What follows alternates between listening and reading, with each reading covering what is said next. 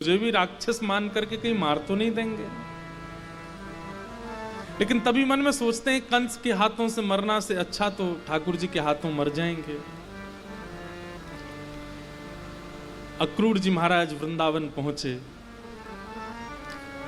नंद यशोदा ने जैसी देखा द्वार पर एक स्वर्ण रथ आया है। अक्रूर जी महाराज उतर करके भीतर आए। नंद बाबा ने कहिए भैया आपको परिचय कहा है?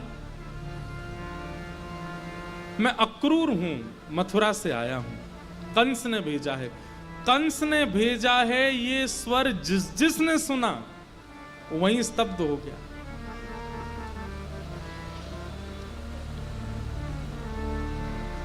नंद बाबा बोले भैया हमसे कोई अपराध है क्यों?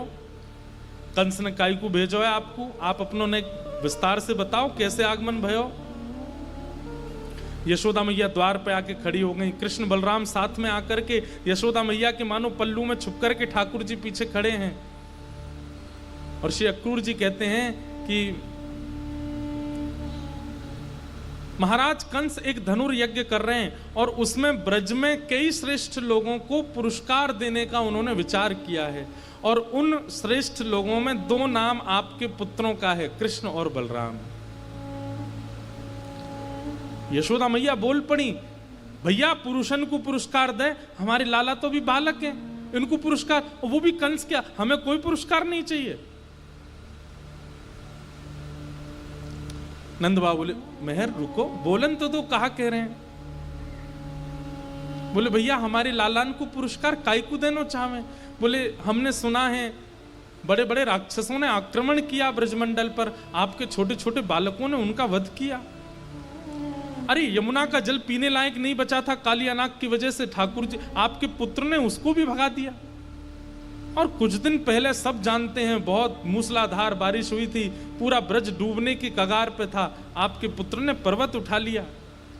ऐसी दैवी शक्तियों से युक्त आपका पुत्र है, महाराज कंस उसको उपहार देना चाहते हैं।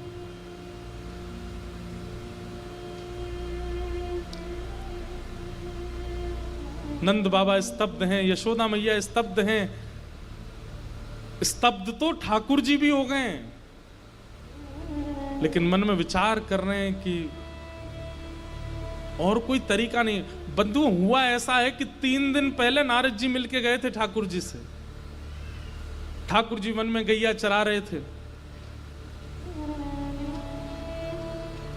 आप सबसे हमारी एक प्रार्थना है, अगर हम थोड़ी देर नेत्र ना खोलें तो आप सब कथा सुनते रहिएगा, क्योंकि ये विषय प्रसंग कुछ ऐसा है कि यहां बाह्य देख करके वो भाव मैं नहीं कह पाऊंगा।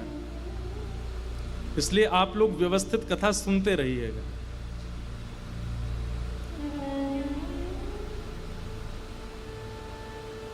तीन दिन पहले नारद जी मिले थे ठाकुर जी को।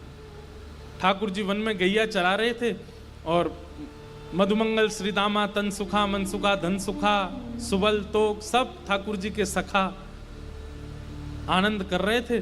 तभी ठाकुर जी ने देखा एक वृक्ष के पीछे पीतांबरी पहने हाथ में वीणा लिए नारद जी खड़े। ठाकुर जी ने तुरंत इशारा किया छुप जाओ, ये सब देख लेंगे तुमको। नारद जी बोले नहीं छुपूंगा, इधर आइए मुझसे बात कीजिए। ठाकुर जी ने ग्वाल वालों से कहा तुम थोड़ा दूर जाओ, मैं आता हूं। और ठाकुर जी तुरंत नारद जी के पास गए। नारद जी ने दंडवत प्रणाम किया। भगवान ने हृदय से लगाया, नारद बहुत दिन बाद देखे हो, सब ठीक है? नारद जी बोले कुछ भी ठीक नहीं है नाथ। ठाकुर जी बोले क्यों, क्या हुआ? क्या हुआ आप पूछ रहे हैं, क्या हुआ? पृथ्वी का भार हल्का करने आए थे आप, कंस के दुष्ट आचरण को नष्ट करने के लिए आए थे आप। ये देवी देवताओं के यज्ञ यजन बंद करा रखे हैं कंस ने। संतों को ब्राह्मणों को खोज खोज करके उनका वध करवाता है ये कंस। और 11 वर्ष व्यतीत हो गए, अभी तक उसका वध नहीं किया आपने। नाथ मैं आज्ञा देने के लिए नहीं आया हूं, पर प्रार्थना करने के लिए आया हूं। आप जिस कार्य के लिए आए हैं उसकी पूर्ति कब करेंगे? रास विहार हो गया, ब्रज की बाल लीलाएं हो गई, सब आपकी लीलाओं को देख करके हम बड़े प्रसन्न हैं। पर कंस का वध कब होगा?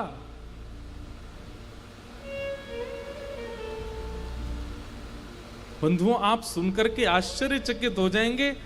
परब्रह्म परमात्मा त्रिलोकीनाथ स्वामी जगन्नाथ श्री कृष्ण कह रहे हैं, नारद सच पूछे तो मैं भूल गया था कि मुझे कंस को मारना है। इन ब्रजवासियों के प्रेम में, इन ब्रजवासियों के स्नेह में मैं इतना व्यस्त हो गया हूं कि मुझे और कुछ विचार करने की इच्छा नहीं होती। अरे नारद, मैं ये भी भूल गया हूं, तुझे देख करके मुझे याद आया कि मैं परमात्मा हूं। मैं ये भी भूल जाता हूं कि मैं ईश्वर हूं। प्रेम का आवरण बहुत विशाल है नारद। उसके आगे मैं जो वेदों में वर्णन करवाता हूं कि मोह और इन सब के बंधनों से मुक्त होने का क्या क्या उपाय होता है, मैं स्वयं को इन ब्रजवासियों के प्रेम में स्वयं को बंधा हुआ अनुभव करता हूं। कंस को मारना है ये मुझे याद नहीं था। नारद जी खड़े हो गए, बोले आप ये भूल गए कि कंस को मारना है? अगर आप भूल गए हैं तो मुझे बहुत कुछ याद दिलाना पड़ेगा। कंस को मारना है, जरासंध का वध करना है, काल यवन का वध करना है, जरासंध 16 बार चढ़ाई करेगा, उसकी समस्त सेना को नष्ट करना है, क्योंकि उसकी सेना में ही पृथ्वी पर भार बने हुए सारे राक्षस रहते हैं। द्वारिका की स्थापना करनी है, परांबा जगदंबा लक्ष्मी रुक्मणी रूप में आएंगी, उनसे विवाह करना है। महाभारत का युद्ध करा करके अर्जुन को गीता का ज्ञान उपदेश दे करके पूरे विश्व को ज्ञान से अवगत कराना है।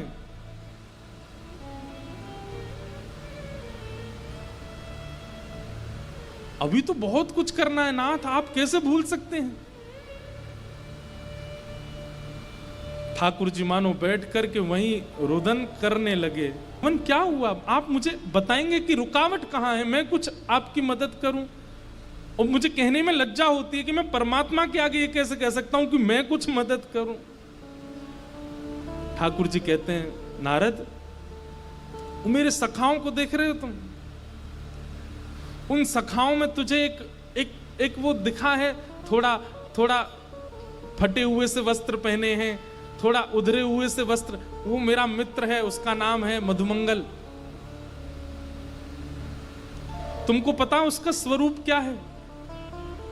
वो सुबह उठता है, उठते ही अपने भवन से नंद भवन आता है और आंख पर हाथ धर के आता है, किसी को नहीं देखूंगा, सबसे पहले कन्हैया को देखूंगा, और जब मेरा मुख देख लेता है तब जलपान करता है। मैं इसको छोड़ के चला गया तो इसकी हालत क्या होगी? वो पतला सा तुमको दिखाई दे रहा है, तुम जोर से हवा भी चल जाए तो उड़ने लगता है, उसका नाम मनसुखा है। जब तक मैं प्रसाद नहीं पा लेता, मेरी थाली में कुछ बच नहीं जाता, तब तक वो भोजन नहीं करता, मेरी थाली में ही पाता है और मेरा उच्छिष्ट ही पाता है। आज तक 11 वर्ष की आयु हो गई मेरी, मैंने कभी उसको नवीन प्रसाद पाते नहीं देखा। वो मुझसे रूठ भी जाता है, नाराज भी होता है तो गुस्से में मांग लेता है मेरी थाली, लेकिन पाएगा वही जो मैंने खाया होगा, मेरा उच्छिष्ट पाता है। मैं चला जाऊंगा तो भूखा रहेगा वो। मेरी यशोदा मैया जो प्रतिक्षण प्रतीक्षा करती है कि कन्हैया अब आवेगो, कन्हैया अब आवेगो। अरे मैंने ऐसा प्रेम नहीं देखा नारद कि जहां हर दिन अपना पुत्र पिछले दिन से अधिक प्रिय लगता हो मां को। मैं कल जैसा यशोदा मैया को लगता था, आज उससे अधिक प्रिय हूं, और आज जैसा हूं कल उससे अधिक प्रिय हूं। अरे नारद, मैं किन शब्दों में इन ब्रजवासियों का प्रेम बताऊं? संसार के लोग सुख को वस्तुओं में ढूंढते हैं, अपनी भूख को व्यंजनों से दूर करते हैं, पर इन ब्रजवासियों का सुख, वस्तु, व्यंजन सब कुछ मैं हूं। मैं यदि इन्हें छोड़ करके चला गया तो ये कैसे जिएंगे?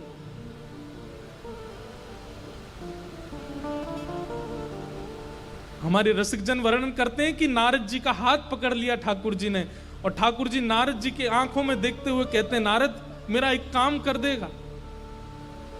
नारद बोले, क्या? तू शंकर जी के पास जा,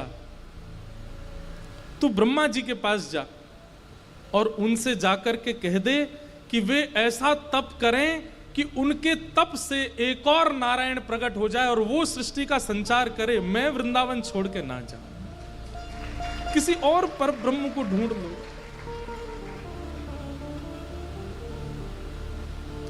क्या पर ब्रह्म की पदवी कोई और ले सकता है? नारद, मैं इन ब्रजवासियों से दूर नहीं जा सकता।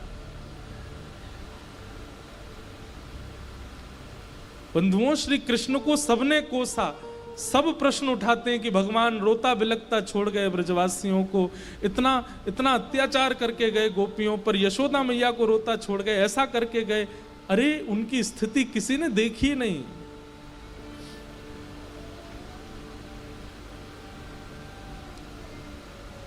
नारद जी चिंतित हो गए, प्रभु आप क्या बोल रहे हैं? परमात्मा कोई जन्म लेता है?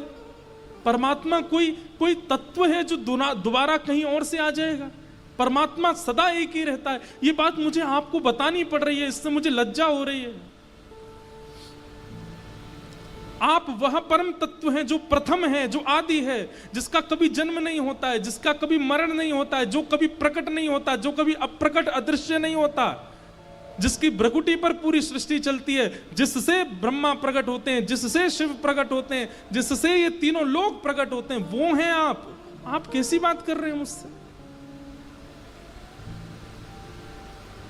ठाकुर जी मानो अपने कान बंद करते, मुझे मत सुनाओ ये सब।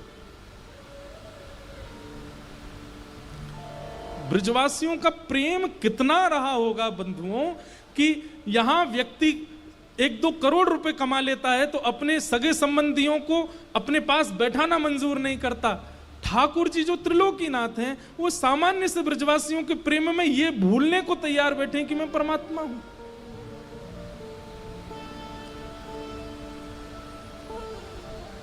नारद जी कहते हैं, भगवान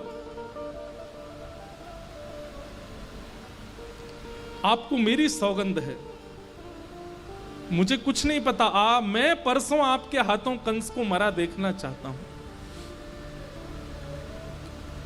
और ये पूरी लीलाओं का विस्तार आपको करते हुए पुनः वैकुंठ आना है। और ऐसा कहकर के नारद जी वहां से अंतर ध्यान हो गए। बंधुओं, जिस दिन अक्रूर जी को आना है ना, उस दिन ठाकुर जी इतने विचलित हैं कि आज ना तो हंस रहे हैं, ना पा रहे हैं, ना खेल रहे हैं, ना घूम रहे हैं। जैसे ही अक्रूर जी आ गए, मानो जैसे ठंडे पड़ गए हों श्री कृष्ण की, अब वो समय आ गया।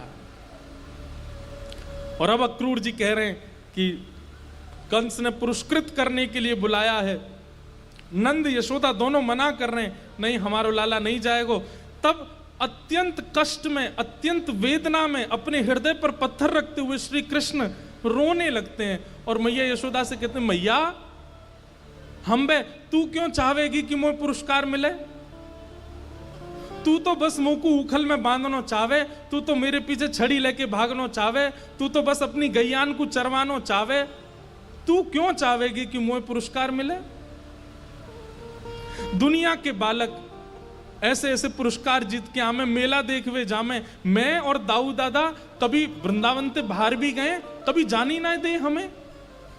अरे दाऊ दादा जा, मैया की तो ऐसी मन में है जी हम दोनों ने घर में ही बूढ़ा कर लेगी, कहीं ना जान देगी हमें।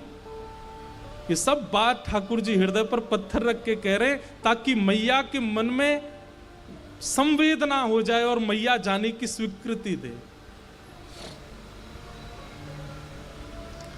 ठाकुर जी रूठ करके भीतर चले गए, नाटक कर रहे हैं, मन से नहीं चाहते पर कुछ तो करना पड़ेगा जाने के लिए।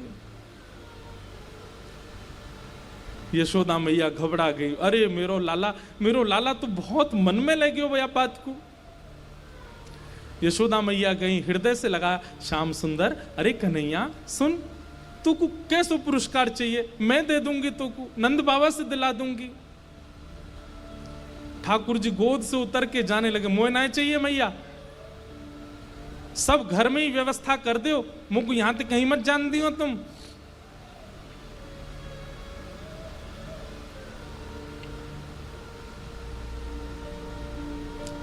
यशोदा मैया ने खूब समझाया, पर ठाकुर जी रो रहे हैं। तो यशोदा मैया अंत में एक बात पूछती हैं बस, अच्छा लाला मुझे एक बात बता दो। बोले कहा, तू मथुरा जाएगो पुरस्कार लेवे तो को एक रात वहीं रहना पड़ेगो। अक्रूर जी बता रहे, और मुझे तो पता है तू मेरे बिना एक मिनट ना रह सके, तू तो रात में सो ही ना पावेगो, तो मेरी गोद में सोना होवे, तू तो मुझे पकड़ के सोवे। अब रात में तू वहां कैसे सोएगो, मैं तो जाऊंगी ना संग में, फिर क्या होएगो। यशोदा मैया को लगा है कि कन्हैया ये बात सुनकर के मना कर देगा कि ना मैया तेरे बिना तो मैं रह ना सकूं। ठाकुर जी रह नहीं सकते हैं, लेकिन बोल पड़ते हैं, मैया मैं तू कुछ सौगंध खा के कह रहा हूं, मैं तेरे बिना रह के दिखाऊंगा, तू मुझे भेज तो सही। ये बात सुनकर के यशोदा मैया को प्रिय नहीं लगा। तू रह लेगो लाला? हाँ मैया रह लूंगा, तू भेज तो। इसके बाद मैया कुछ नहीं बोली।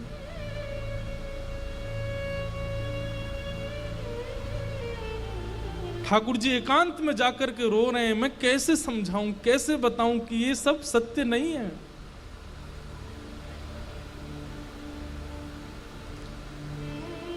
रात्रि का समय हो गया, पूरे ब्रज में हवा की तरह बात फैल गई। आज ब्रजमंडल में आनंद नहीं है। आज ना तो किसी घर में गाय का दूध निकाला गया है, ना कहीं पशु पक्षी चहक रहे हैं, ना किसी प्रकार की कोई व्यवस्था हो रही है।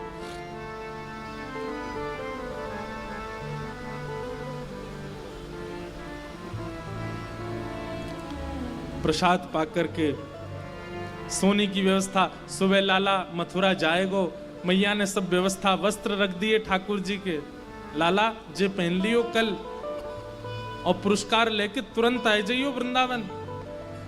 हाँ मैया मैं परसों आ जाऊंगा।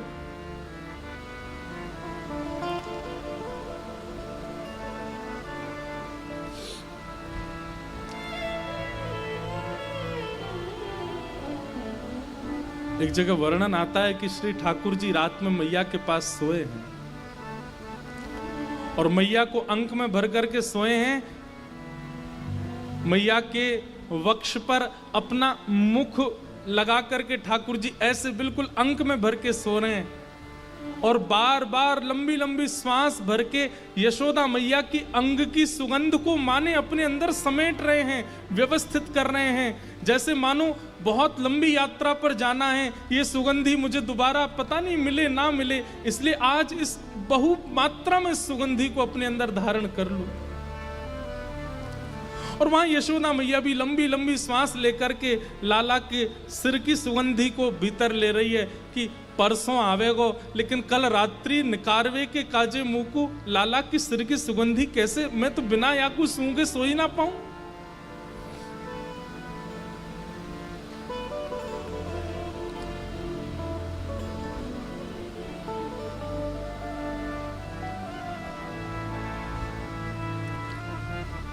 प्रातः काल का समय हो रहा है और श्री यशोदा मैया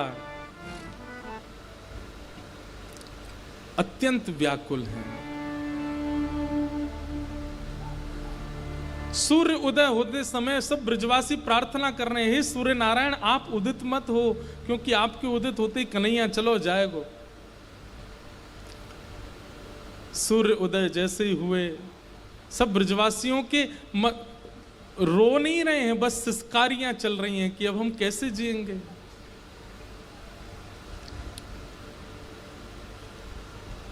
स्नान करके तैयार हो गए ठाकुर जी और जैसे ही नंद भवन का द्वार खुला, श्री कृष्ण बलराम निकल करके बाहर आए हैं।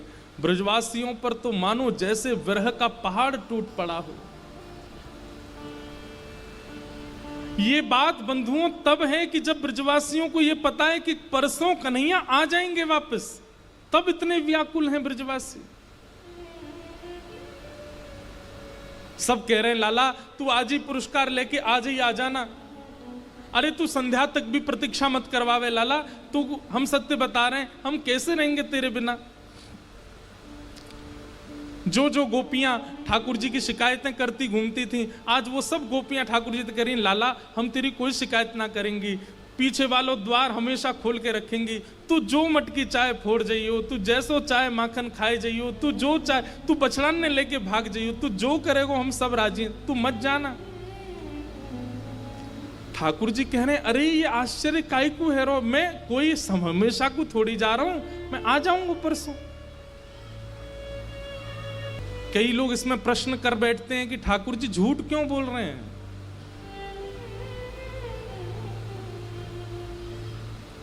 बंधुओं, अगर किसी असत्य भाषण से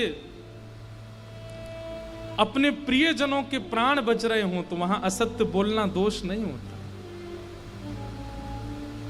ठाकुर जी सत्य बोल देंगे ना तो ये ब्रजवासियों के प्राण चले जाएंगे, कोई जीवित नहीं बचेगा इनमें से। कई बार उम्मीद देना इसलिए आवश्यक होता है कि हमारे प्रिय के प्राण उस उम्मीद पर टिके रहें।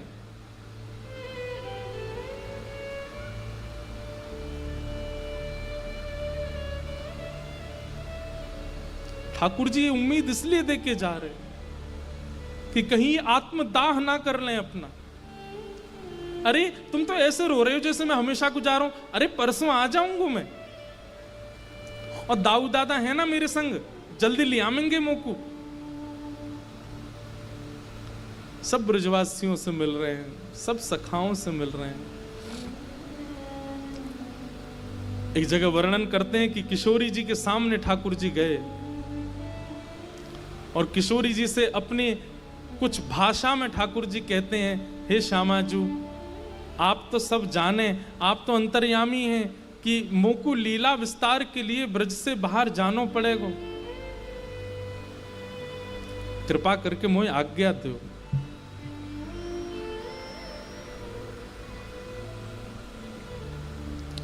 किशोरी जी कहती हैं इसका उत्तर मुझे क्या देना चाहिए, आप ही बता के जाओ।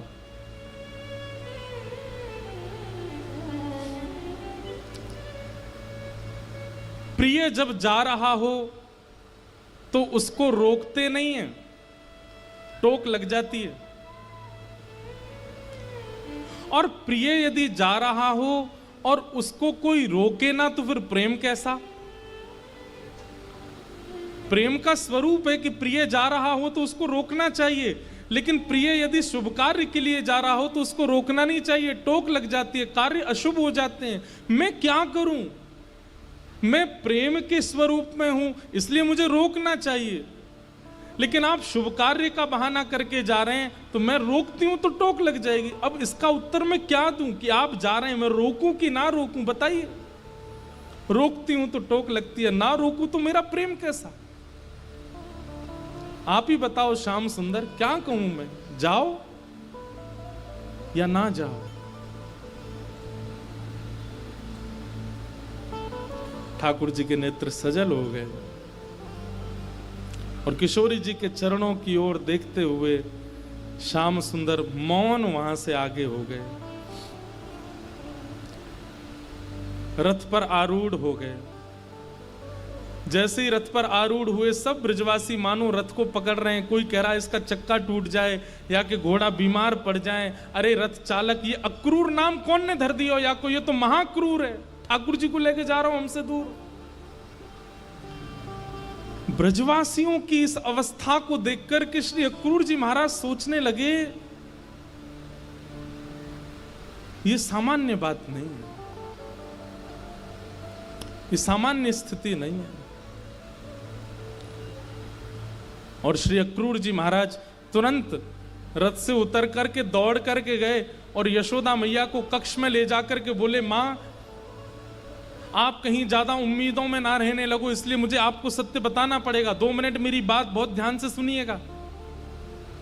यशोदा मैया बोली, अरे मेरो लाला जा रहा हूं मैं मिलन, तो बोले मेरी बात सुनिए एक बार। और सब बाहर व्यस्त थे।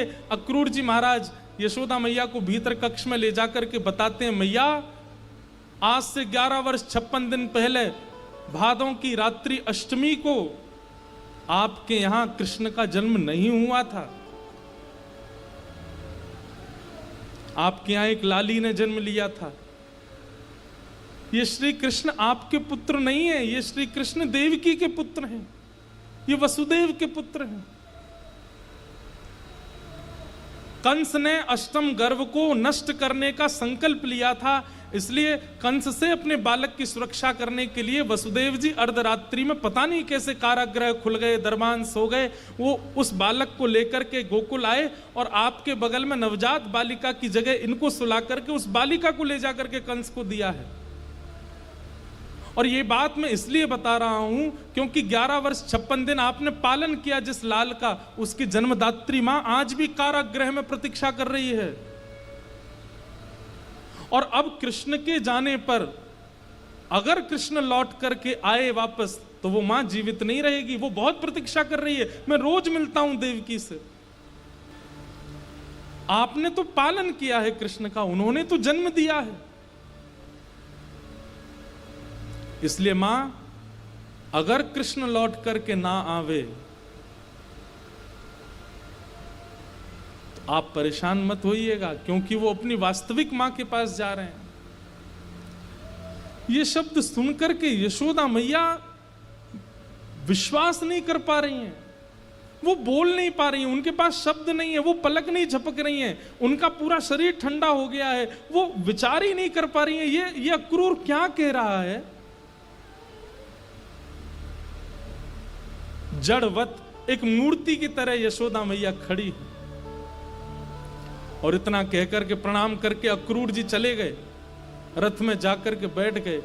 और जैसे ही रथ आगे बढ़ने लगा, थोड़ी देर बाद यशोदा मैया को होश आया, जैसे तैसे अपने आप को संभाल करके यशोदा मैया नंद भवन से बाहर निकल करके आई। रथ को जाता हुआ देख एक तरफ तो मन में कुतूहल चल रहा है, ये मेरो लाला नहीं है, दूसरी तरफ बाल लीला पूरी चित्त में घूम रही है, ये वो मेरे प्राण श्री कृष्ण है जिसको सदा हृदय से लगा के मैं रही हूं। चिल्लाती हुई जा रही है यशोदा मैया, अरे लाला रुक जा, अरे कन्हैया रुक जा, अरे लाला नेक रुक जा। यशोदा मैया का स्वर सुनकर के ठाकुर जी स्वयं को रोक नहीं पाए, चलते हुए रथ से कूद पड़े और दौड़ करके जाके यशोदा मैया के अंक में भर गए। खूब रो रहे हैं ठाकुर जी, नहीं जाना चाह रहे। यशोदा मैया के लाला अपनो बहुत ध्यान रखियो। और एक एक रों का मैया स्पर्श कर रही है, ठाकुर जी के मुख का, नेत्रों का, नाक का, ओष्ठ का, ग्रीवा का, वक्ष का, उदर का, घुटने का, एक एक अंग यशोदा मैया अपने हाथों में मानो जैसे स्पर्श समान कर रही हो। पतो ना अब कब छूवे को मिलेगो। और सर्वांगीण अंग छूते छूते जैसे यशोदा मैया ने लाला के चरण छुए और प्रणाम करने लगी मां, ठाकुर जी टूट गए। यशोदा मैया को अंग, मैया ये तू कहा कर रही है, तू मेरे चरण छोड़, अभी तू कहा कर रही है। अरे तू तो ऐसे छू रही है मुंह को जैसे मैं दोबारा मिलूंगा नहीं तो को। यशोदा मैया बोली, हाँ लाला मुझे पता है तू अब मुंह को छूवे को नहीं मिलेगा। क्यों? क्योंकि मुंह को पता चल गई है कि तू मेरो लाला नहीं है, तू तो देवकी को लाला।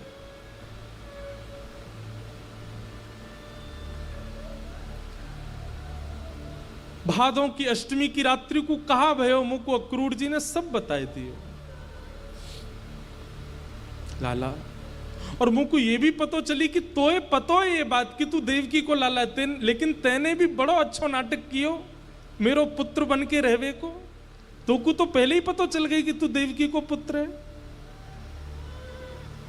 और मुझको ये भी पता चली कि तो आज भी पता है कि तू देवकी के पास जाके वापस नहीं आएगा, लेकिन फिर भी कैसो नाटक करके जा रहा हो कि मैं परसों आ जाऊंगा। तेरो दोष ना है लाला, शायद हम ब्रजवासीन के प्रेम में ही कोई कसर रह गई होगी जो शायद हमें ये सब अनुभव करना पड़ो। लेकिन तू चिंता मत करे, तू रुकियो मत बिल्कुल, तू जा मैया के पास, अपनी अपनी वास्तविक मां के पास जा। पर लाला एक वचन दे के जा।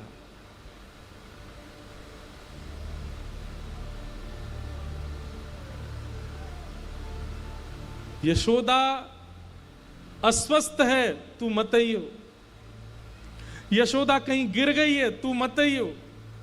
यशोदा के चोट लगी, तू बिल्कुल मत आइयो। लेकिन जब तू को पतो चले कि यशोदा मरवे वारी है, लाला तू वह समय आ जाइयो बस। और मैं अपने प्राणन से प्रार्थना करूंगी कि तब तक नहीं निकले जब तक मेरो लाला मेरे सामने नहीं आ जाए।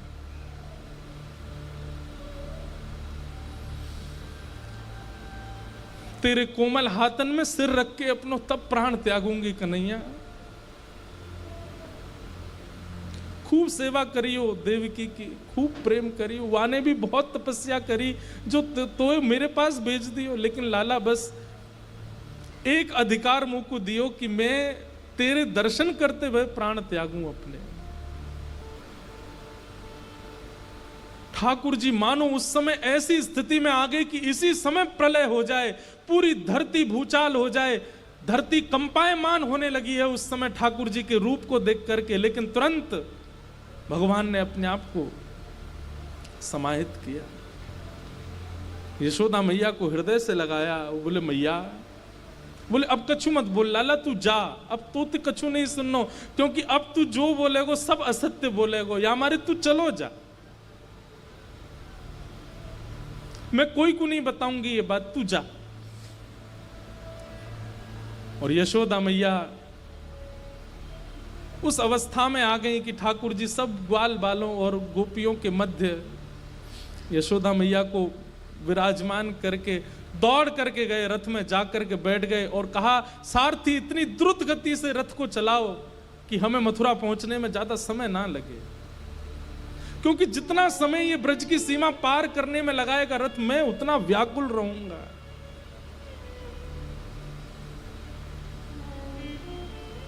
और ठाकुर जी मथुरा चले गए। आपको पता है ब्रजवासी अब भी इसी आश में मथुरा की ओर देख रहे हैं कि लाला हमारी याद आ जाएगी, जे लेक दूर जाते सोई दौड़ के आ जाएगा वापस, ये जा ही ना सके हमते दूर। कई ब्रजवासी तो रो ही नहीं रहे, बल्कि रोते हुए के आंसू पहुंच रहे। तुम काय क्यों रो रहे? अरे हम या लाला जाने जे नंद जी को छोरा हमारे बिना रही ना, अब ही देखियो अब ही दौड़ता हुआ आवेगो। और इसी आशा में खड़े खड़े खड़े ब्रजवासियों को रात हो गई, अंधकार जैसा होने लगा। एक टक बिना कुछ बोले टकटकी लगाए उस मार्ग में देख रहे जिसमें रथ गया है कि कन्हैया आ जाएगो। ठाकुर जी नहीं आए। और जब अर्धरात्रि का समय हो गया, ठाकुर जी जब नहीं आए, आंसू सूख गए ब्रजवासियों के। और तब सब ग्वाल बालों की मैयाएं ले ले करके जा रही हैं। बोले मैया आ रहो होगो, कन्हैया आ रहो। बोले ना आवेगो तू चल। और सब ब्रजवासी चले गए। झूठी प्रीत करी मन मोह, या कपटी के साथ, झूठी प्रीत करी या कपटी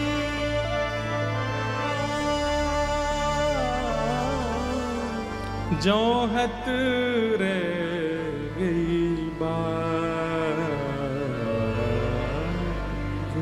जोहत रह गई बात।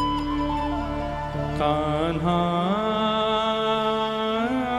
तेरी जोहत रह गई बात।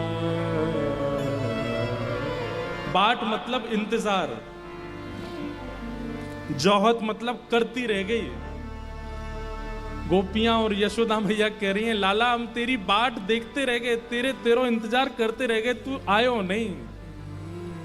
झूठी प्रीत करी मनमोहन या कपटी के साथ, हमने कपटी ते प्रेम कर लियो, झूठ बोल बोल के चलो गए हम।